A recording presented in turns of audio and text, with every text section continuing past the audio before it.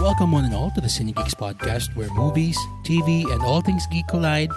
This is your host, Roy, and you're probably wondering why Angela isn't the voice you're hearing at the start of the pod. Unfortunately, she's feeling under the weather at the time of recording, but will definitely be back for our next episode. Right now, I'll be talking about a film that's an absolute lightning rod of controversy out in cinemas right now, and that is The Substance, written and directed by Coralie Fargeau, starring Demi Moore, Margaret Qualley, and Dennis Quaid. But before we continue, I'd like to remind everyone who hasn't done so to follow our pod wherever you listen to podcasts like Spotify, Apple Podcasts, and YouTube. And follow our social media accounts and website for the latest in movie and TV news and reviews. Alright, let's go ahead and talk about the movie for this episode, The Substance.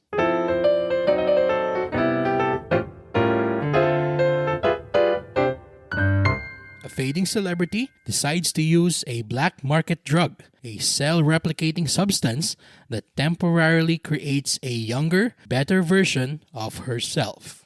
Now, before I continue with our review, I just want to take this time to address the elephant in the room as it pertains to this specific film. It's also the reason why this film is very controversial at the moment, at least here in the Philippines.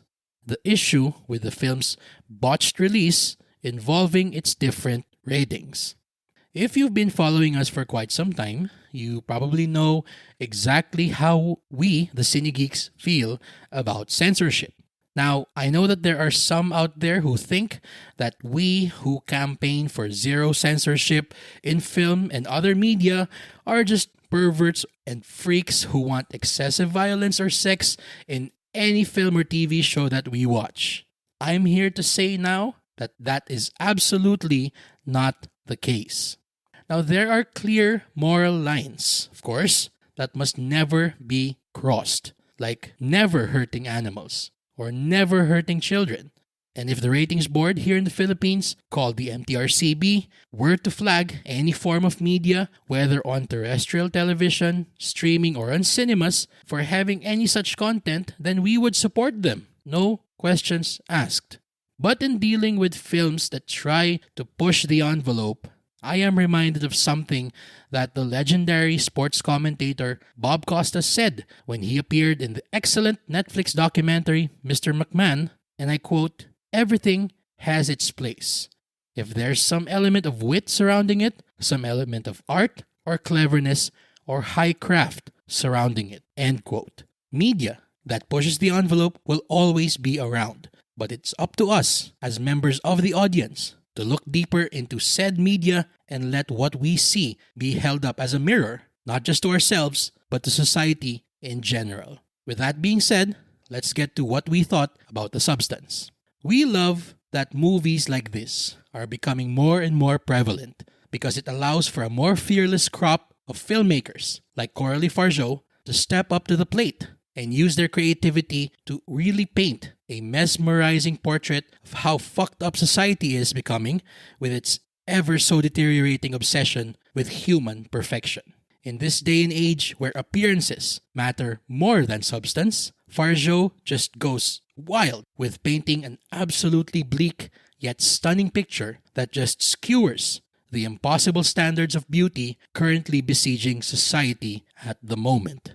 She takes no prisoners in writing and crafting delightfully absurd and weird scenarios that sadly feel so commonplace nowadays.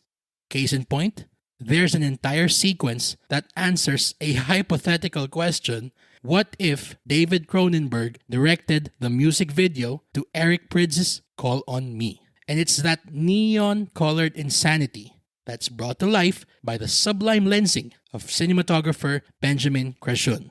He wields the camera by alternating between vistas of a nameless tinsel town with hypnotically terrifying bursts of gore and ultraviolence, and in most cases ratchets up the discomfort with super close-ups that both plays on and subverts the expectation of perfection from our leads. And speaking of leads, we absolutely love the meta-casting of Demi Moore as Elizabeth, the Hollywood has-been who's decided to take advantage of the titular experimental drug. Moore has been known as a sex symbol of the 80s and the 90s, someone who's sadly more ubiquitous with her appearance than her acting chops, which is a crying shame given that she has had a lot of excellent and memorable roles over her career. She is given a golden opportunity here to imbibe Elizabeth with what we as the audience thinks has been on her plate over the past few years, and then just subverts all that when we finally get to meet her quote-unquote better self, Sue, played by Margaret Qualley. During the film, it's stated that Elizabeth and Sue are one and both must respect that fact.